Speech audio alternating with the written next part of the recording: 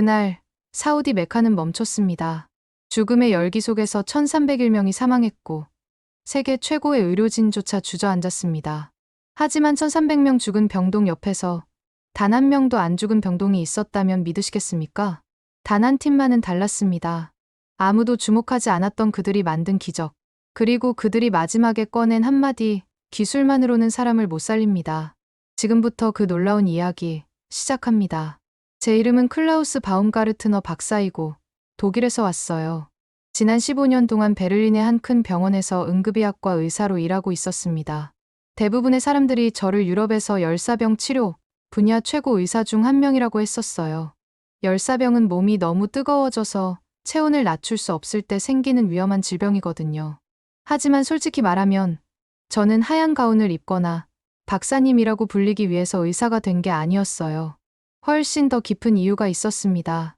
지금도 생각할 때마다 가슴이 아픈 일이에요. 그 일은 7년 전에 일어났었어요. 제 아들 토마스는 그때 겨우 8살이었습니다. 도시 외곽에 있는 여름 캠프에 갔었거든요. 그 주는 정말 미친 듯이 더웠어요. 저는 병원에서 일하고 있을 때 전화를 받았었습니다. 아드님이 쓰러졌어요. 응급실로 가고 있습니다. 저는 응급실로 달려갔어요. 하지만 너무 늦었습니다. 토마스는 심한 열사병으로 고생하고 있었어요. 몸이 멈춰버린 상태였죠. 의사들이 최선을 다했지만 아이를 살릴 수 없었습니다. 그리고 가장 끔찍했던 건 저는 의사였어요. 이런 일을 막는 방법을 알았어야 했는데 제 아이조차 구할 수 없었습니다. 그 순간이 저를 완전히 무너뜨렸어요. 몇 달 동안 잠을 잘 수 없었고 웃을 수도 없었어요. 놀이터 앞을 지나가기만 해도 가슴이 아파서 견딜 수 없었죠. 하지만 시간이 지나면서 제 마음속에 뭔가 변화가 생겼습니다. 저는 스스로에게 그리고 토마스에게 약속을 했었어요. 평생 열사병과 싸우겠다. 더 이상 어떤 부모도 내가 겪은 일을 당하게 하지 않겠다. 그래서 공부했어요. 연구했습니다.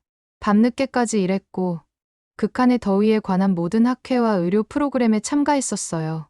수년간 배우고 환자들을 치료한 후 사람들이 저를 전문가라고 부르기 시작했습니다. 어떤 사람들은 클라우스, 당신은 유럽에서 열사병에 대해 누구보다도 많이 알고 있어요 라고 했었죠. 그러던 어느 날 세계보건기구에서 전화가 왔어요. 사우디아라비아에서 엄청난 응급 상황이 발생했다는 거였어요. 메카시에 치명적인 폭염이 덮쳤습니다. 목소리가 들려왔어요. 이미 1000명이 넘는 사람들이 죽었어요. 당신의 도움이 필요합니다. 저는 한 번도 망설이지 않았어요. 바로 그 자리에서 승낙했습니다. 이건 단순한 의료 응급 상황이 아니었어요. 제 사명이었거든요. 리야드에서 비행기에서 내리자마자 마치 5분 속으로 바로 걸어 들어간 것 같았어요.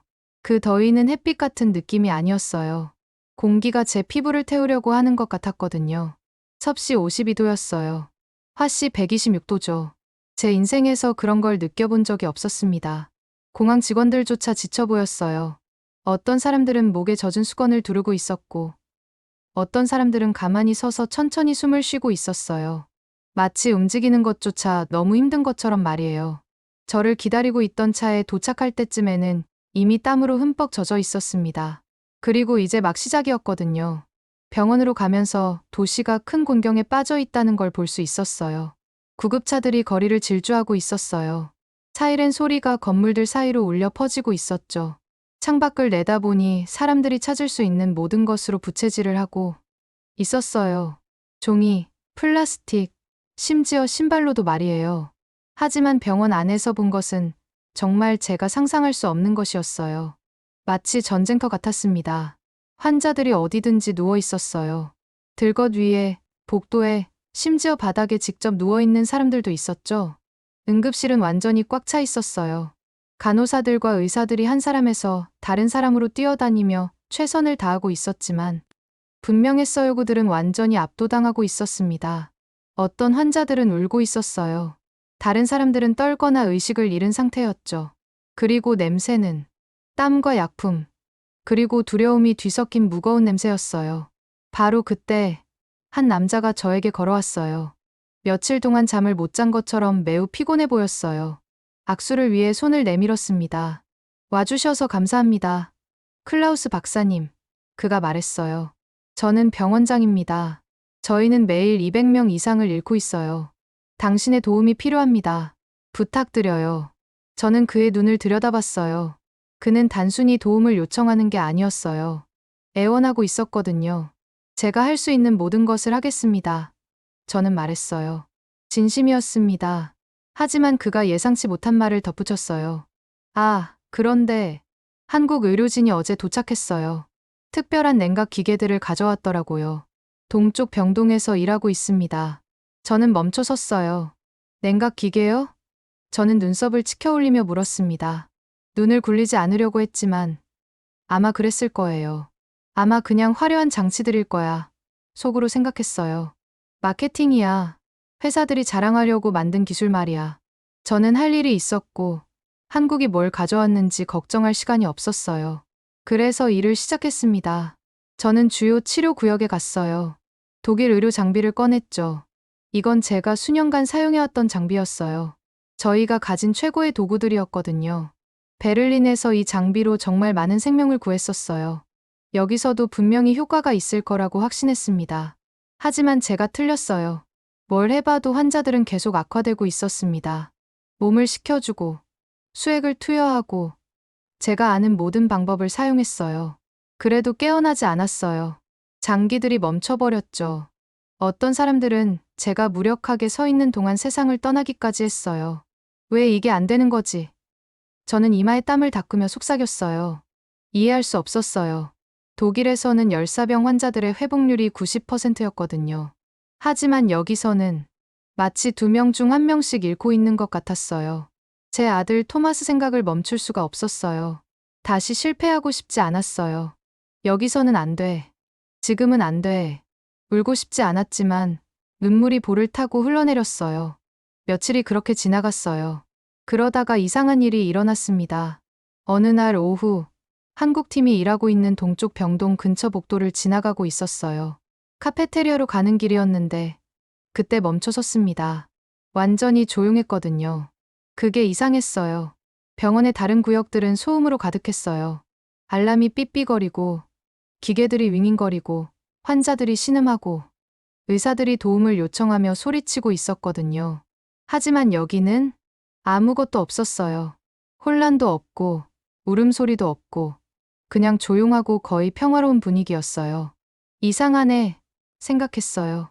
환자 치료라도 하고 있는 건가? 궁금해졌어요. 그래서 천천히 한국팀 병동의 유리창으로 걸어가서 안을 들여다봤어요. 그리고 제가 본 것은 충격적이었습니다. 환자들이 있었어요. 맞아요. 많이 있었죠. 하지만 그들은 고통스러워하지 않았어요. 공황 상태도 아니었고요. 그들은 쉬고 있었어요. 차분하고 잠들어 있고 평화로워 보였어요. 어떤 사람들은 부드러운 담요를 덮고 있었고 어떤 사람들은 기계에 연결되어 있었지만 편안해 보였어요. 몇몇은 심지어 얼굴에 살짝 미소를 띠고 있었죠. 저는 그 자리에 얼어붙어 서 있었어요. 어떻게 이런 일이 가능하지? 이게 그냥 운이었을까? 쉬운 환자들만 맡은 걸까? 아마 경미한 케이스들만 담당하고 있는 거겠지. 스스로에게 말했어요. 아마 그냥 운이 좋은 거야. 하지만 마음 깊숙한 곳에서는 확신이 서지 않았어요. 그 방에는 뭔가 다른 것이 있었어요. 기계들만이 아니라 내부의 느낌 자체가 말이에요. 뭔가가 효과를 보고 있었어요. 그리고 저는 그게 뭔지 몰랐습니다. 하지만 그 생각을 멈출 수가 없었어요. 다음 날, 저희 병원 회의실에서 미팅이 있었어요. 독일의 최고 의사들로 이루어진 팀이 사우디아라비아로 가기 위해 선발되었거든요. 자랑스러웠어요. 그리고 또한 준비가 되어 있다고 느꼈습니다. 그런데 누군가가 이상한 얘기를 했어요. 참고로 한 의사가 서류를 넘기면서 말했어요. 한국에서도 의료진이 간다고 들었어요. 한국? 저는 눈썹을 치켜 올리며 물었습니다. 정말요? 이런 상황에서 뭘 할 수 있을까요? 몇 사람이 킥킥거렸어요. 제 친구가 몸을 기울이더니 속삭였습니다. 아마 그냥 구경이나 하러 가는 거 아닐까요? 있잖아요. 관찰하고 배우는 거 말이에요. 모두들 고개를 끄덕였어요. 몇몇은 웃기까지 했죠. 솔직히 말하면 저는 한국 의료진에 대해 별로 생각해 본 적이 없었어요. 나쁘게 생각한 건 아니었지만 유럽 병원들이 가장 발전된 지식과 기술을 가지고 있다고 믿고 있었거든요. 특히 열사병 같은 응급 상황에서는 더욱 그랬죠. 저희는 극한의 사례들을 봐왔어요. 제가 말했습니다. 한국 팀도 좋은 의도로 오는 거겠지만 아마 이런 일에는 별로 경험이 없을 거예요. 지금 생각해보니 정말 오만했네요. 하지만 그때는 정말로 저희가 최고라고 믿고 있었어요. 최고의 도구, 최고의 데이터, 그리고 최고의 의사들을 가지고 있다고 말이에요. 그날 밤 짐을 쌌고 장비를 다시 한번 점검했으며 여행 가방 지퍼를 닫았어요. 현관문 앞에 서서 아들 사진을 올려다보며 속삭였습니다. 이번에는 실패하지 않을 거야. 가능한 한 많은 사람을 구할 거야. 리야드로 가는 비행기는 길고 더웠어요. 비행기 안에서도 착륙하면서 점점 올라가는 열기를 느낄 수 있었거든요. 창밖을 내다보니 모래 위에서 빛의 파도가 튀어오르고 있었어요. 마치 지구 자체가 타고 있는 것처럼 보였죠. 비행기에서 내려서 섭씨 52도에 자결하는 공기가 제 피부를 때리는 걸 느꼈을 때 한 가지를 확실히 알았어요. 이건 쉽지 않을 거다. 하지만 제 인생에서 가장 큰 놀라움이 저 병원 안에서 기다리고 있다는 걸 몰랐어요. 그리고 그것이 제 독일 팀에서가 아니라 제가 방금 비웃었던 바로 그 나라, 한국에서 올 거라는 것도 말이에요. 리야드에서 사흘째가 되자 저는 지쳐 있었어요. 신체적으로도, 감정적으로도, 정신적으로도 정말 많은 환자들을 잃고 있었거든요. 뭘 해봐도 효과가 없는 것 같았어요. 한 환자, 40대 아버지가 그날 아침 일찍 도착했었어요. 상태가 좋지 않았지만 제가 도울 수 있다고 생각했어요. 수액을 투여하고 냉각 기계를 사용하고 모든 신호를 모니터링했죠. 하지만 몇 시간 안에 세상을 떠났습니다. 그의 아내가 방 끝에 서서 어린 두 딸의 손을 잡고 있었어요. 무슨 일이 일어났는지 깨달았을 때 무릎을 꿇고 울었어요. 딸들은 혼란스러워 보였어요. 그 중 한 아이가 계속 물었어요. 아빠는 어디 있어요? 그 순간이 저를 무너뜨렸어요. 방에서 나와 복도에 앉아서 바닥을 바라봤어요. 실패자 같은 기분이었습니다. 왜 이런 일이 일어나는 거지? 속삭였어요. 난 모든 걸 제대로 하고 있는데. 그렇지 않나? 그날 저녁 늦게 먼지 낀 건물들 뒤로 해가 지고 있을 때 사우디 의사 한 분이 저에게 다가왔어요. 걱정스러워 보였지만 차분했어요. 클라우스 박사님. 그가 조용히 말했어요. 잠깐 이야기할 수 있을까요? 저는 고개를 끄덕였어요. 그가 제가 절대 잊을 수 없는 말을 하기 전에 망설였어요. 선생님의 환자들은 죽어가고 있지만 한국 병동에서는 단 한 명의 환자도 죽지 않았어요. 저는 눈을 깜빡였어요. 잠깐 뭐라고요? 제대로 들은 게 맞는지 확신이 서지 않아서 물었어요. 한 명도요. 그가 반복했어요. 그들도 심각한 환자들을 받았어요. 하지만 사망자는 전혀 없어요. 뭐라고 말해야 할지 몰랐어요. 그냥 그를 바라봤어요. 확실한가요? 물었어요. 네. 그가 말했어요. 숫자를 2번 확인해봤어요.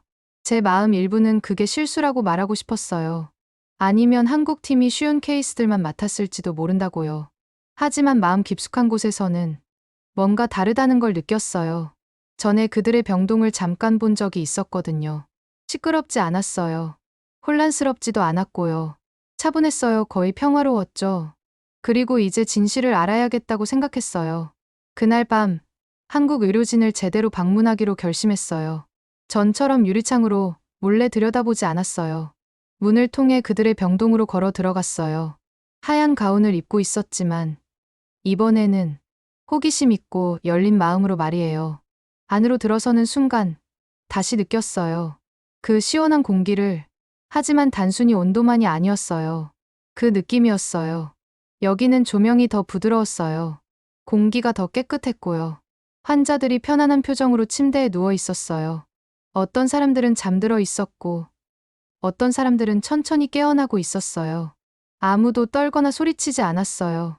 간호사들이 침대 사이를 조용히 움직이고 있었어요. 모니터들이 제 병동처럼 광적으로가 아니라 부드럽게 삐삐거렸어요. 기계들이 시끄럽지 않았어요. 모든 것이 잘 작곡된 노래처럼 리듬감 있게 느껴졌어요. 간호사 한 분이 저를 보더니 정중하게 고개를 숙였어요. 도와드릴까요, 선생님? 그녀가 친절하게 물었어요. 네. 제가 말했어요. 팀 리더와 이야기하고 싶어요. 그녀가 고개를 끄덕이더니 화면의 숫자들을 확인하며 기계 옆에 서 있는 남자에게 저를 안내했어요.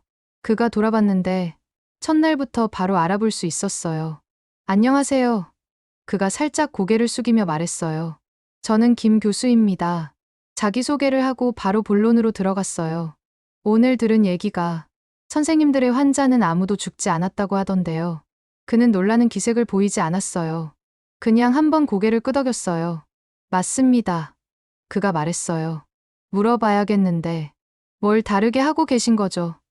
제가 물었어요. 왜 선생님들의 환자는 살아남는데 제 환자들은 그렇지 못한 거죠? 그가 저를 봤어요. 자랑스럽게도 오만하게도 아니고 이해로 가득한 부드러운 눈으로 말이에요. 저희는 한국 삼성에서 설계한 스마트 냉각 시스템을 사용해요.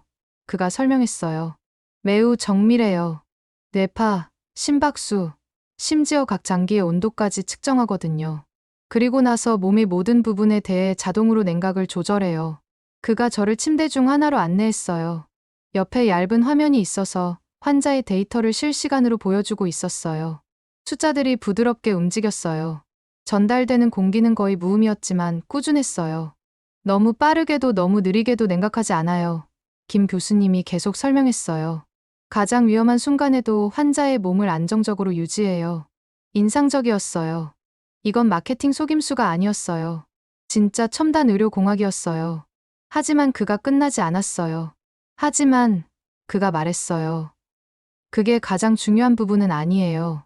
저는 눈썹을 치켜 올렸어요. 그게 아니라고요? 아니에요. 그가 부드럽게 말했어요. 기계는 몸을 돕죠. 하지만 친절함이 사람을 치유해요. 처음에는 이해하지 못했어요. 그러다가 뭔가가 제 눈에 들어왔어요. 한국 간호사 한 분이 의식을 잃은 젊은 남자 옆에 앉아 있었어요. 그의 눈은 감겨 있었어요. 움직이지도 않았고요. 하지만 간호사가 부드럽게 그의 손을 잡고 있었어요. 단순히 잡고 있는 게 아니라 마치 그를 위로하는 것 같았어요. 목소리가 부드러웠어요. 한국말로 뭔가를 속삭였어요. 단어는 이해하지 못했지만 톤은 이해할 수 있었어요. 사랑, 보살핌, 평온. 걸어가서 물었어요. 왜 그런 걸 하세요? 그는 들을 수 없잖아요. 그녀가 고개를 들더니 미소를 지었어요. 그분도 여전히 인간이거든요. 그녀가 말했어요. 반응할 수 없더라도 마음은 여전히 누군가가 여기 있다는 걸 느낄지도 몰라요. 사람들은 사랑을 느낄 수 있어요. 제 안에서 뭔가가 멈췄어요. 그런 걸 해본 적이 없었거든요. 독일에서는 그런 걸 가르치지 않아요. 과학, 속도, 그리고 시스템에 집중하죠. 환자들을 해결해야 할 퍼즐처럼 대해요. 규칙을 따르고요. 너무 개인적으로 되지 않아요. 하지만 여기서는 이 의사들과 간호사들이 뭔가 더 많은 걸 하고 있었어요. 마음으로 사람들을 대하고 있었어요. 그리고 깨달았어요. 제가 그 과정에서 뭔가를 잊고 있었다는 걸. 제가 조용히 서 있을 때 김 교수님이 제 옆으로 걸어왔어요. 저희는 치유가 몸에 관한 것만이 아니라고 믿어요. 그가 말했어요. 전인적인 것이에요. 몸, 마음, 그리고 영혼 말이에요. 창가 의자에 앉았어요. 그리고 토마스를 생각했어요. 그를 위해 의학적으로 할 수 있는 모든 걸 했었어요. 하지만 손을 잡아주지 않았어요. 그의 눈을 들여다보지도 않았고요. 내가 여기 있어라고 말해주지도 않았어요. 과학에 집중했었어요. 인간에게는 아니었죠. 그리고 이제 사막 한가운데서 집에서 멀리 떨어진 곳에서 한때 의심했던 팀으로부터 제 인생에서 가장 중요한 의학적 교훈을 배우고 있었어요. 제가 배울 게 많은 것 같아요. 김 교수님에게 말했어요. 그는 웃지 않았어요. 그냥 고개를 끄덕이며 말했어요. 저희도 마찬가지예요. 그래서 여기 있는 거예요. 서로에게서 배우기 위해서요. 그날 밤, 제병동으로 바로 돌아가지 않았어요. 한국 팀과 함께 있었어요. 그들이 어떻게 움직이는지 지켜봤어요. 어떻게 함께 일하는지, 환자들이 눈을 떴을 때 어떻게 미소 짓는지. 치유의 인간적인 면을 절대 잊지 않는다는 걸 봤어요. 제 내면 깊숙한 곳에서 뭔가가 변하기 시작했어요. 누군가가 변하라고 말해서가 아니라 제 눈으로 직접 봤기 때문이었어요. 리야드에서 5째 날이었어요. 병원은 여전히 가득 차 있었어요. 더위는 내려가지 않았고 사람들은 여전히 생존을 위해 싸우고 있었죠. 의사들은 지쳐 있었고 간호사들은 밤낮으로 일하고 있었어요. 저도 피곤했지만 변화하기 시작했습니다. 한국팀을 자세히 지켜보고 있었거든요. 그들의 병동을 지날 때마다 뭔가 다른 걸 느꼈어요. 단순히 시원한 공기만이 아니라 마음에서 더 따뜻한 무언가였죠. 그때는 설명할 수 없었어요. 하지만 느낄 수 있었습니다. 그리고 그때 그 일이 일어났어요. 그날 오후 응급 상황이 병원 전체를 뒤흔들었어요. 사우디 왕자왕실의 매우 중요한 구성원과 헬리콥터로 실려왔습니다. 몸이 떨리고 있었어요. 피부는 빨갛게 달아올라 있었고 체온은 49도를 넘어갔어요. 제가 본 열사병 사례 중 가장 심각한 것 중 하나였습니다. 사람들이 뛰어다녔어요. 경비원들이 복도를 비웠고 병원장이 저에게 달려왔어요. 그의 얼굴은 두려움으로 창백했습니다. 클라우스 박사님, 그가 애원했어요. 왕자님을 구해주셔야 해요. 왕자님의 생명이 선생님 손에 달려 있어요. 저는 깊게 숨을 들이쉬고 고개를 끄덕였어요. 무서웠어요. 하지만 스스로에게 말했습니다. 이게 내 순간이야. 힘을 모았어요. 독일에서 가져온 모든 냉각 기계, 모든 약품, 모든 첨단 도구를 가져왔습니다. 빠르게 일했어요. 열심히 일했죠. 하지만 아무것도 효과가 없었어요. 왕자의 몸이 멈춰가기 시작했어요. 혈압이 떨어졌고 호흡이 느려졌어요.